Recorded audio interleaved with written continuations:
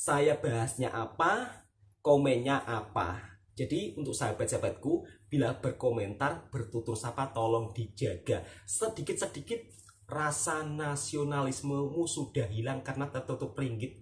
Bro, seorang pahlawan devisa atau seorang TKI yang merantau bekerja ke luar negara, justru mereka ini punya jiwa nasionalisme yang tinggi. Sebab itu mereka rela jauh dari keluarga, dari anak dan istri hanya demi untuk memperjuangkan keluarganya dan juga bangsa dan negaranya. Ingat ya, pahlawan devisa ini menyumbang sebagian daripada hasil kerjanya untuk disumbangkan ke negara. Walaupun sedikit, tapi setidaknya mereka ini berbakti dan berjuang untuk bangsa, yaitu untuk Indonesia.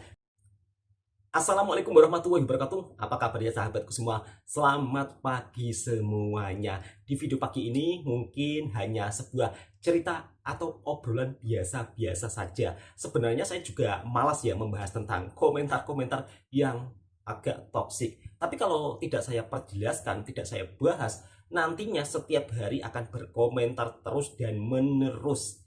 Banyak sekali komentar yang bukan-bukan, padahal di pembahasan video saya bukan menjalur ke situ. Dan salah satunya adalah komentar daripada seorang netizen yang tercinta. Gaji di Eropa lebih tinggi, tapi biaya hidup normal. Padahal saya itu dalam pembuatan video tidak pernah membahas soal gaji yang ada di Eropa. Warga pendatang di negeri kita bisa kaya raya. Banyak juga warga yang merantau karena mereka punya ilmu dan terdidik bekerja dengan otak, penghasilan bisa lebih besar daripada bla bla bla bla, banyak sekali lah, daripada otot dengan dukungan manajemen yang baik. Banyak kok petani kita yang kaya raya tanpa harus merantau. Untuk Mas Bro, mungkin yang tidak pernah tinggal di desa pedalaman, mungkin yang hidupmu saat ini menjadi anak orang kaya, mungkin Anda coba sekali-kali ya, sekali-kali keliling desa, lihat keluh kesah para petani-petani kecil yang ada di desa. Dan saya pun juga punya videonya. Nanti juga saya akan upload. Ya daripada nanti saya dibilang buat cerita bohong, banyak sekali petani-petani kecil yang mengeluhkan tentang hasil panen ketika dijual rendah harganya, ditambah lagi dengan pupuk-pupuk yang sekarang semakin mahal. Petani di desa-desa ini, mereka itu bukan untung banyak, untung hanya sekedar untuk makan saja Mas Bro. Itu pun kadang-kadang masih mengutang. Apalagi ditambah dengan cuaca kemarau panjang. Tentunya para petani di desa-desa yang ada di pelosok pegunungan, itu mereka juga tidak dapat tanaman apa-apa ya, tidak bisa menanam apa-apa kalau di saat musim kemarau panjang. Jadi mungkin kalau Anda berkata banyak kok petani yang kaya tanpa harus merantau, ya mungkin karena lokasinya strategis, jadi mereka bisa tanam apapun, ya kan. Setiap di daerah di Indonesia ini Mas Bro beda-beda. Jadi harap-harap Mas Bro kalau berkomentar itu ya dipikirkan terlebih dahulu, itu petani di daerah mana yang bisa kaya raya tanpa harus merantau. Jadi sekali lagi, kalau berkomentar dituliskan, misalnya petani di daerah sini loh tanpa merantau kaya raya. Tapi kalau petani di daerahnya saya,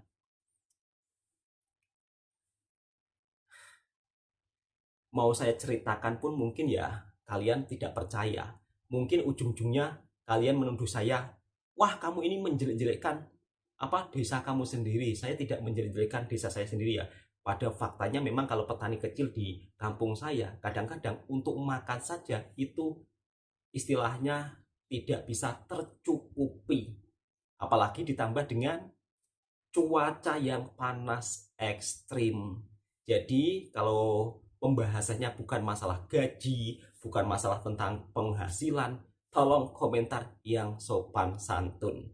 Jadi di video ini saya hanya sekedar mengingatkan. Ada juga yang sedikit-dikit bikin saya agak itu ya kurang istilahnya kurang suka lah kalau sedikit-dikit nasionalismemu sudah tertukar dengan ringgit. Ujung-ujungnya nanti pulang juga ke Indonesia menelan air ludahnya sendiri. Ya pastinya kalau kita seorang TKI ya nggak mungkin berada di negara orang terus-menerus. Pastinya suatu saat nanti kalau kita sudah mungkin cukup tabungan, cukup untuk modal, pasti akan pulang ke negara saya sendiri. Sebaliknya juga teman-teman. Dan kenapa kalian permasalahkan hal seperti itu? Banyak loh teman-teman dari TKI yang negara lain membahas tentang suasana yang ada di negaranya ketika bekerja. Wah, di Korea ternyata ada seperti ini. Wah, di Jepun ternyata ada seperti ini. Tapi kalau ketika TKI dari Malaysia membahas tentang hal yang ada di Malaysia, misal kata, wah di Malaysia itu kayak gini loh jalanannya. Kadang-kadang ada juga segelintir ramai yang tidak terima. Gak usah banding-bandingkan, gak usah banding-bandingkan. Padahal di video tersebut kita hanya bercerita tentang suasana yang ada di Malaysia. Jadi harap-harap sahabatku itu paham mana perbandingan dan mana yang menghina, ya kan? Padahal itu tidak ada sama sekali niatan. Mungkin para TKI yang sedang membuat vlog terus berbicara tentang sesuai fakta yang ada di negara tersebut, itu mereka bukan membanding-bandingkan, melainkan memberi informasi, ya hitung-hitung sambil juga sekedar hiburan. Jadi hidup ini jangan terlalu dibawa serius atau terlalu dibawa ke perasaan. Nanti ujung-ujungnya malah jadinya sahabat-sahabatku yang merasa tersakiti, padahal kita ini tidak ada niatan sedikit pun untuk menyakiti kalian semua. Dan di vlog video saya pun juga saya hanya ingin memperlihatkan suasana yang ada di Malaysia, sebab saya ini kan kerja di Malaysia, dan alhamdulillah selama saya bekerja di Malaysia, alhamdulillah saya juga mendapatkan bos yang sangat baik hati. Dan untuk sahabat-sahabatku tidak usah membahas ya tentang kasus-kasus TKI, ya kan? Wah, di Malaysia digitukan, diginikan. Semua mana-mana negara pasti akan ada orang baik dan juga orang jahat. Di Kamboja kemarin, ya kan, banyak loh TKI daripada Indonesia yang mendapat perlakuan yang amat sangat buruk. Tapi kalian diam-diam saja, ya kan? Bahkan sampai dikurung, tidak dikasih makan. Itu banyak sekali loh beredar video di TikTok. Tapi kalian diam-diam saja. Andai kata hal itu terjadi mungkin di negara yang saya tempati, yaitu Malaysia, pasti kalian berkomentarnya di video saya itu udah 7 hari 7 malam. Masih baik hal seperti itu terjadi di Kamboja. Dan alhamdulillah teman-teman dari Kamboja itu selamat berkat adanya lewat video. Jadi video tersebut viral, akhirnya pemerintah pun juga turun tangan. Dan perlu dihati-hati ya, kalau kita bekerja di luar negara itu harus secara resmi, jangan sampai ilegal. Dan kali ini saya juga akan menjawab sebuah pertanyaan yang agak lucu ya, istilahnya komentar yang agak lucu. Saya kan sering ngevlog jalan-jalan di kampung ataupun mungkin makan-makan, tapi anehnya ada segelintir orang, wah silakan kamu makan-makan enak, silakan kamu puji-puji, tapi ingat saudara-saudaramu yang tengah dikejar lari di hutan sembunyi-sembunyi. Mas bro, negara manapun pasti tidak akan menerima pekerja yang tidak lengkap dokumennya. Ya mungkin kadang-kadang ini bukan salah si pekerja tersebut ya, kadang-kadang mereka juga menjadi korban penipuan untuk dipekerjakan di luar negeri secara ilegal. Banyak loh sekali teman, banyak sekali loh sahabat-sahabatku. Sampai sekarang itu masih ada yang kurang paham tentang mana paspor pelancong, mana paspor yang untuk bekerja.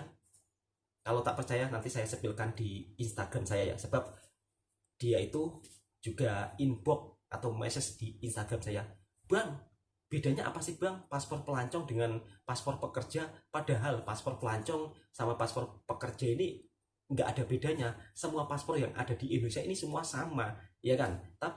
Tapi pada faktanya ramai sekali orang-orang yang masih belum paham hal seperti itu. Jadi untuk sahabat-sahabatku yang ada di Indonesia, kiranya mau diajak kerja di luar negeri, mungkin dengan secara proses cepat dan instan, jangan mau. Ingat, jangan mau. Setiap pekerja Indonesia yang pergi ke luar negara, semuanya ada prosesnya. Jangan mau hanya dibuatkan paspor, kemudian diajak terus berangkat ke negara tujuan tersebut. Jangan, hati-hati. Bisa-bisa Anda ini kalau sudah di negara sana tidak digaji. Jadi mereka sudah menjual Anda sebagai tenaga buruh kerja ke luar negara dengan secara tidak sah. Oke, saya rasa cukup sampai di sini dulu video edukasinya, dan mudah-mudahan teman-teman yang suka berkomentar toksik-toksik, yang mungkin kurang suka dengan suasana yang saya vlog yang ada di sini, mohon di skip, jangan ditonton. Video yang saya vlog ke area sini atau di negara ini hanya bertujuan untuk menghiburkan sahabat-sahabatku semua, serta untuk berbagi informasi. Nah, kiranya video ini mungkin banyak teman-teman yang suka, silakan ditekan tombol merahnya, subscribe, like, komen, dan bagikan ke sahabat-sahabat Anda. Oh ya, buat sahabat-sahabatku kemarin yang bertanya, Bang, request tolong videonya Mbak Liza dari kampungnya Abang di-upload. Insya Allah nanti siang saya akan upload, sebab saya juga masih banyak sekali punya video daripada kampung bersama sang istri dengan Mbak Liza.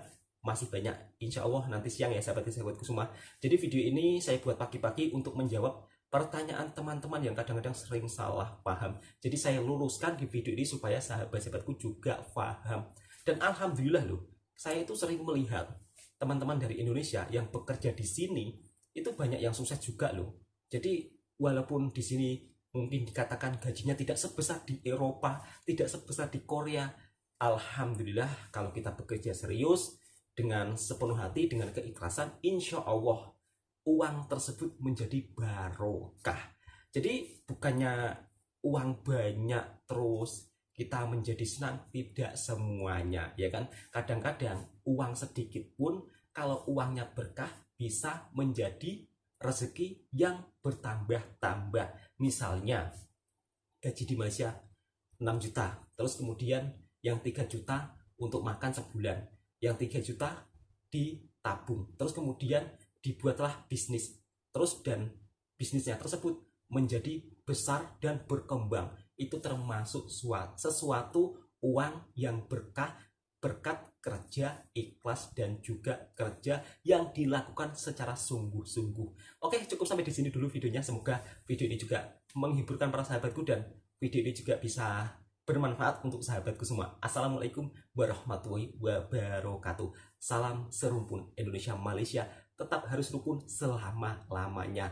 Kalau mungkin ada yang kurang suka dengan perkataan saya seperti ini, saya mohon maaf sebesar-besarnya. Sebab saya ini ingin selalu menjaga tali silaturahmi persaudaraan agar senantiasa kita tetap saling banyak teman ketika di negara manapun. Amin ya robbal alamin. Semoga kita selamat semuanya ya, dunia maupun akhirat, untuk sahabatku seiman dan seagama. Dan mudah-mudahan semoga sehat selalu, panjang umur, dan dipermudahkan segala urusannya. Bang, doanya kok panjang banget. Iya, biar sahabat-sahabatku tetap semangat dalam menjalani hidup ini. Assalamualaikum warahmatullahi wabarakatuh.